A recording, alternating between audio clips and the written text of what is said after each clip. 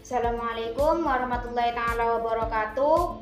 Perkenalkan, nama saya Milatin Hakimah, NPM 2022 5030 99, Prodi Teknologi Informasi, semester 1, Universitas Ibrahimi Sukoharjo Situbondo.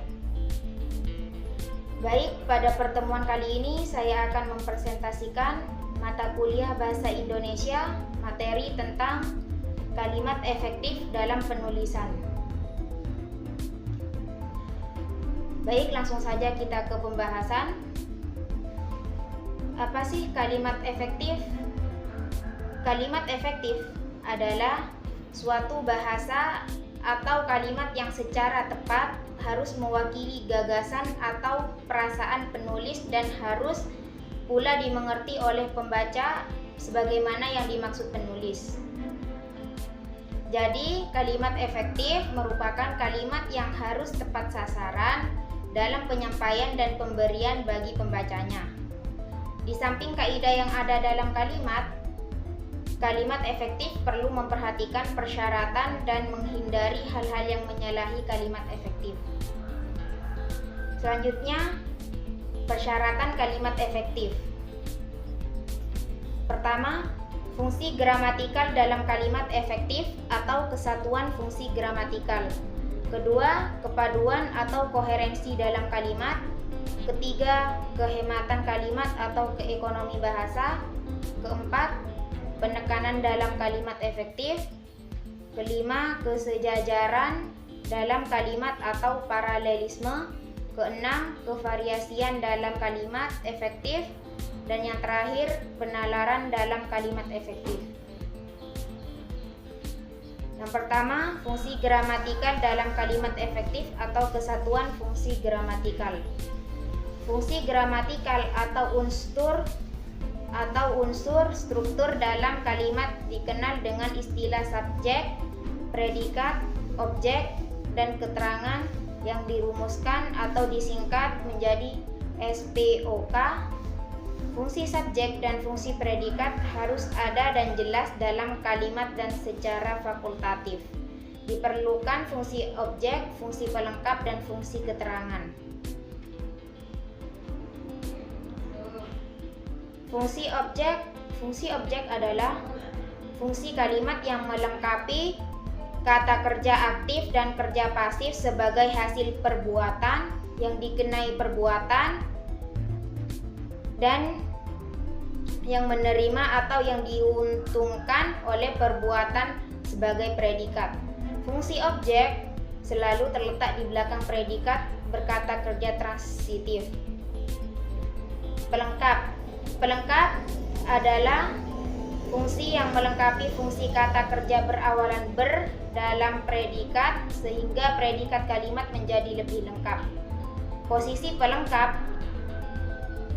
pelengkap dalam kalimat terletak di belakang predikat berawalan ber. Dan yang terakhir, keterangan.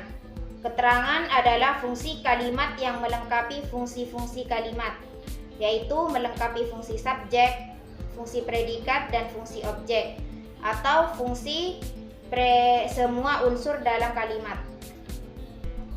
Posisi keterangan dalam kalimat bebas dan tidak terbatas. Maksudnya dari tidak terbatas, fungsinya itu keterangan dapat lebih dari satu pada posisi bebas yang sesuai dengan kepentingan fungsi-fungsi kalimat. Selanjutnya, kepaduan atau koherensi dalam kalimat.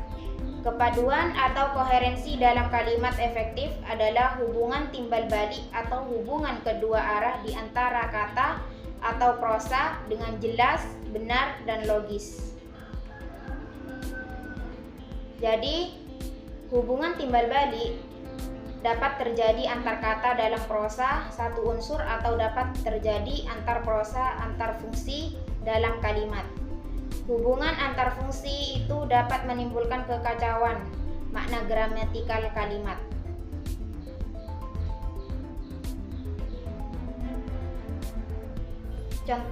Contohnya contoh kalimat yang tidak koherensif. Setiap hari dia pulang pergi Bogor Jakarta dengan kereta api. Oleh panitia seminar, makalah itu dimasukkan ke dalam antologi. Pelaksanaan seminar itu karena jalan macet harus ditunda 1 jam kemudian. Dan selanjutnya contoh kalimat yang koherensif. Yang pertama, setiap hari dia pergi pulang Bogor Jakarta dengan kereta api. Dan yang kedua, makalah seminar itu dimasukkan ke dalam antologi. Dan yang terakhir, karena jalan macet pelaksanaan seminar itu ditunda 1 jam kemudian. Selanjutnya, kehematan kalimat atau ekonomi bahasa. Kehematan atau ekonomi bahasa adalah penulisan kalimat yang langsung menyampaikan gagasan atau pesan kalimat secara jelas, lugas, dan logis.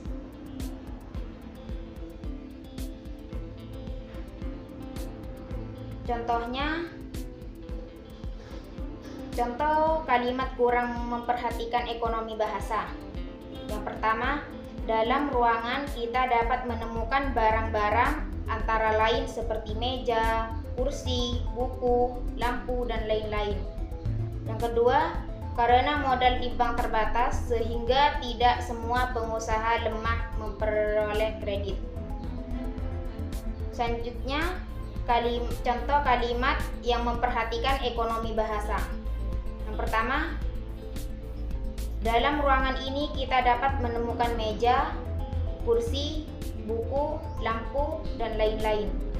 Yang kedua, karena modal di bank terbatas, tidak semua pengusaha lemah memperoleh kredit. Dan yang ketiga, modal di bank terbatas sehingga tidak semua pengusaha lemah memperoleh kredit. Selanjutnya, penekanan dalam kalimat efektif. Dalam kalimat efektif, penekanan atau penonjolan adalah upaya penulis untuk memfokuskan kata atau prosa dalam kalimat. Penekanan dalam kalimat dapat berupa kata, prosa, klausa dalam kalimat yang dapat berpindah-pindah. Namun, penekanan tidak sama dengan penentuan gagasan utama dan ekonomi bahasa. Penekanan dapat dilakukan dalam kalimat lisan dan kalimat tulis. Pada kalimat lisan, penekanan dilakukan dengan intonasi yang dapat disertai mimik muka dan bentuk non-verbal lainnya.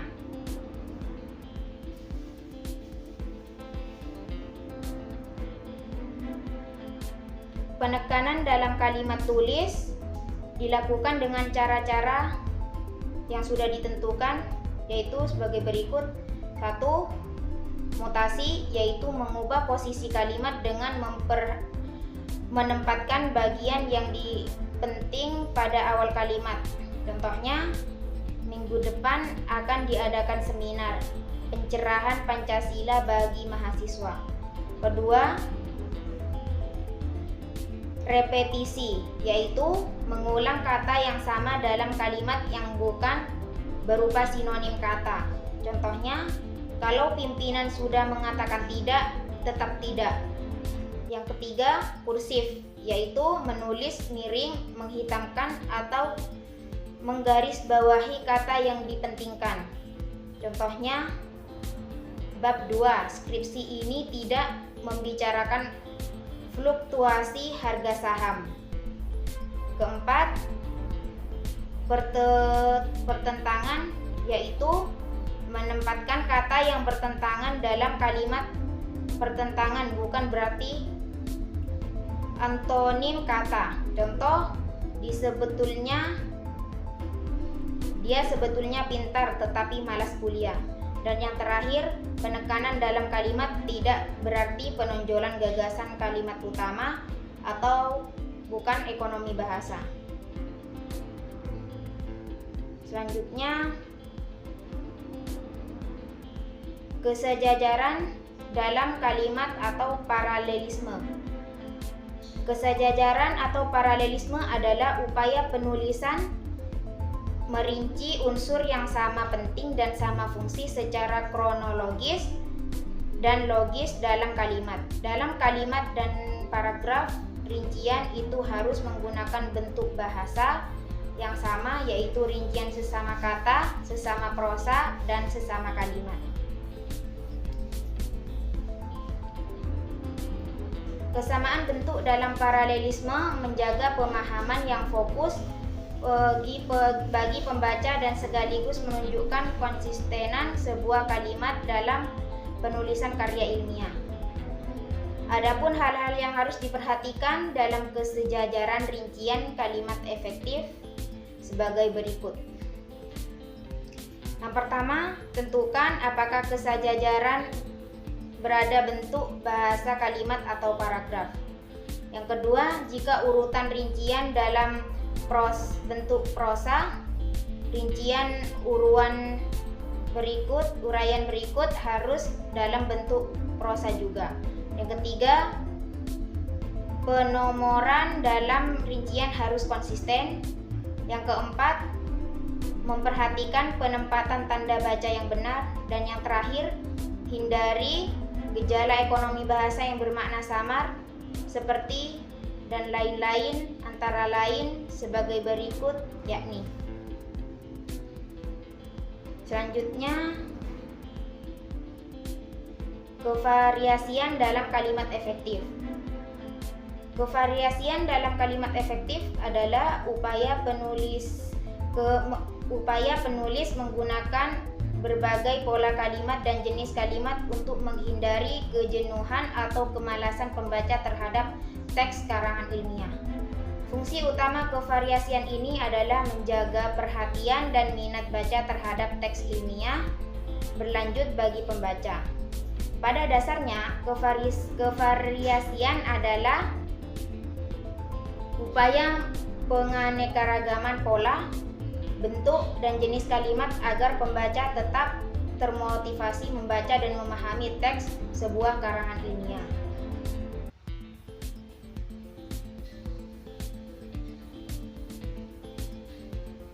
Selanjutnya, penalaran dalam kalimat efektif. Penalaran atau reasoning adalah proses mental dalam mengembangkan pikiran logis atau nalar dari beberapa fakta atau prinsip. Hal yang diutamakan dalam penalaran adalah proses berpikir logis dan bukan dengan perasaan atau bukan pengalaman. Penalaran tidak akan tercapai jika tidak didukung oleh kesatuan dan kepaduan kalimat.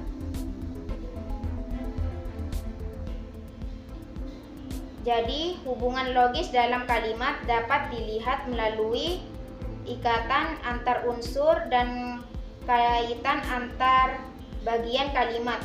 Hubungan logis dalam kalimat terdiri atas 3 jenis hubungan, yaitu pertama, hubungan logis koordinatif adalah hubungan setara di antara bagian-bagian kalimat dalam kalimat majemuk setara. Hubungan logis koordinatif ini ditandai dengan konjungsi dan, serta, tetapi, atau, melainkan, sedangkan, padahal.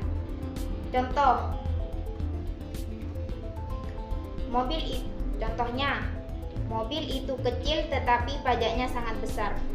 Kedua, hubungan logis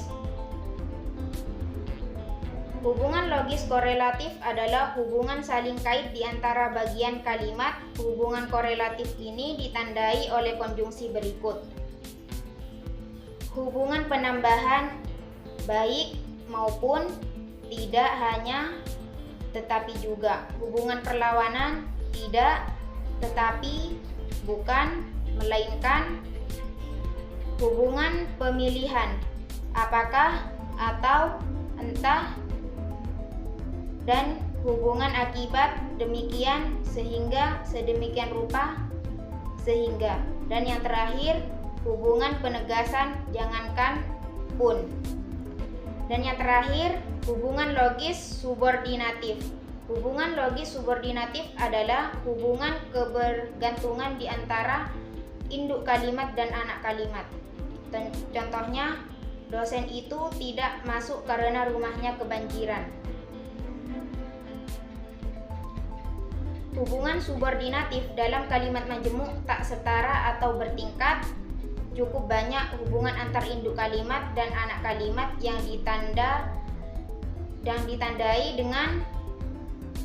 ditandai dengan konjungsi-konjungsi berikut.